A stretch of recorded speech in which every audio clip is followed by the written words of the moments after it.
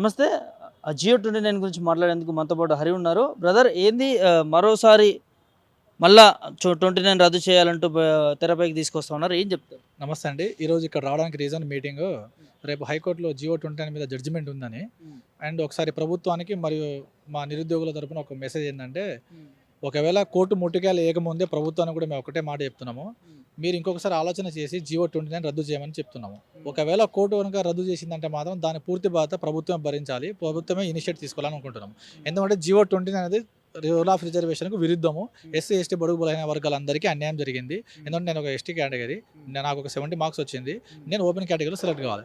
నన్ను ఓపెన్ కేటగిరీలో సెలెక్ట్ చేసుకోకుండా నా కేటగిరీలో సెలెక్ట్ చేసేసుకొని మిగతా వారిని తీసుకొని ఓపెన్ కేటగిరీలో సెలెక్ట్ చేసారు. ఇప్పుడు ఎగ్జాంపుల్గా చూడండి, మనకు పోస్టులు 209 పోస్టులు ఉన్నాయి కదా, ఓపెన్ కేటగిరీ పోస్టులు ఇక్కడ అనేది మొత్తం 563 పోస్టులలో 209 పోస్టులు ఓపెన్ కేటగిరీ పోస్టులు ఇంటూ 50 వేసుకుంటే 10,450 మంది రావాలి. ఈ 10,450 మందిలో ఎంతమంది SC ST BC BA BC CD వాళ్ళు ఎంతమంది ఉన్నారు? ఇక్కడ చూడండి, ఎస్సీ 93 పోస్టులు ఉన్నాయి, 4,650 మంది సెలెక్ట్ అయ్యారు. 178 మెంబర్స్ వచ్చి పీడబ్ల్యూ కేటగిరీలో సెలెక్ట్ అయ్యారు. మరి దీంట్లో ఎంతమంది ఓపెన్ కేటగిరీలో సెలెక్ట్ అయ్యారు? 10,450 మందిలో ఎస్సీ క్యాండిడేట్స్ ఎంతమంది సెలెక్ట్ అయ్యారు? కాలేదు. ఇక్కడ చూడండి, మళ్ళీ ఎస్టీ వాళ్ళు కూడా సేమ్ అన్నట్టు. ఇక్కడ చూడు, మెయిన్గా బీసీబీ 37 పోస్టులకు ఎంతమంది రావాలండి మనకి? 15 ప్లస్ 150 1650 మెంబర్స్ కావాలి కదా. 7,560 మందిని తీసుకున్నాడు. బీసీడీలో వచ్చేసి 22 పోస్టులకు 1,200 మంది దాకా రావాలి. 6,324 మంది తీసుకున్నాడు. అంటే మొన్న రేవంత్ రెడ్డి గారు అన్నారు, ఎక్కడ రాహుల్ గాంధీ వచ్చినప్పుడు ఏదో వాళ్ళ పార్టీ మీటింగ్లో ఇక్కడ జరిగినప్పుడు, బీసీ వాళ్ళకు 51% మందిని మేము మెయిన్స్ ఎగ్జామ్ కండక్ట్ చేయడానికి మేము తీసుకున్నాము, వాళ్ళకి రిజర్వేషన్లు వాళ్ళకి ఇంకా మేము కరెక్టే ఇచ్చినామని చెప్పేసి మాట్లాడిన. అంటే వీళ్ళు ఎక్కడ పోయి సావాలో, ఒక పోస్టుకు 175 మంది వీళ్ళు. ఇట్లా చూసుకుంటే మరి ఎస్సీ ఎస్టీ వాళ్ళకి ఎక్కడ ఇచ్చినట్టు మీరు? ఆ బిడ్డలకు అన్యాయం చేసినట్టు మాకు కూడా అన్యాయం చేసినట్టే. వాళ్ళకేమో నెత్తిన ఒక పోస్టుకు 175 మంది, మాకు 1:50లో కూడా మేము ఎంతమంది ఉన్నాము ఓపెన్ కేటగిరీలో ఆ లిస్ట్ కూడా చూపెట్టలేరు. దీని వెనకాల ఎంత పెద్ద కుట్ర ఉంది ఇప్పుడు మీరే చూడండి. ఇది టీజీపీసీ ఇచ్చిన రిపోర్టే.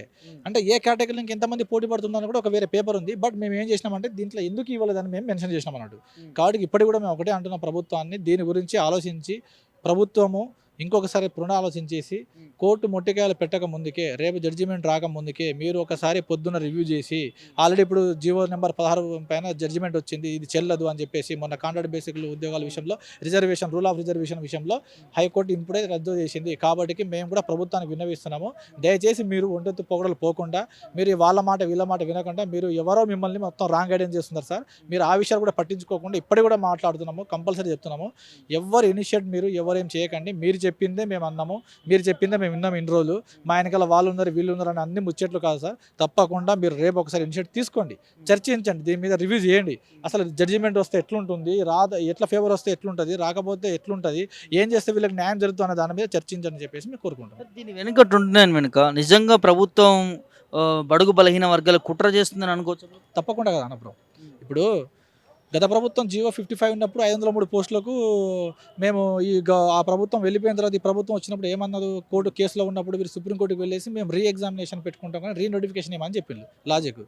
వీళ్ళు వచ్చి ఇక్కడ ఏం చేసిళ్ళు, రీ నోటిఫికేషన్ ఇచ్చి ఎట్లా ఇచ్చిళ్ళు, గత ప్రభుత్వం ఇచ్చిన నోటిఫికేషన్ రద్దు చేసేసి రీ నోటిఫికేషన్ ఇచ్చేసి దీంట్లో 60 పోస్టులు కలిపిళ్ళు. సరే కలిపిస్తే కలిపిళ్ళు 55 జీవో ఉంచాలి కదా, ఆ జీవో కూడా తీసేసి 29 జీవో తీసుకొచ్చిండు. దీన్ని పబ్లిక్ డామెన్లో పెట్టకుండా 2-3 నెలలు హైలో పెట్టేసి తర్వాత ఇది తెచ్చినప్పుడు మేము వెళ్ళి కోర్టులో కేసు వేసినాం. అంటే జీవో 29 ఏ ఉద్దేశంతో తీసుకొచ్చినాం అంటే ఇంటర్వ్యూ లేదు ఏం లేదు కదా, ఈ బడుగు బలహీన వర్గాల వాళ్ళు మళ్ళీ కొట్టుకుని పోతారని చెప్పేసి అగ్రకుణాల వాళ్ళు రావాలనే ఉద్దేశంతో మీరు దీన్ని ఇంతమంది తీసుకొచ్చేసి జీవో 29 తీసుకొచ్చిల్లా, అంతే కదా, సింపుల్. దాని అర్థం, దాని మీనింగ్ అదే సింపుల్. జియో 29 అనేది రూల్ ఆఫ్ రిజర్వేషన్ అసలు పాటించలేదు.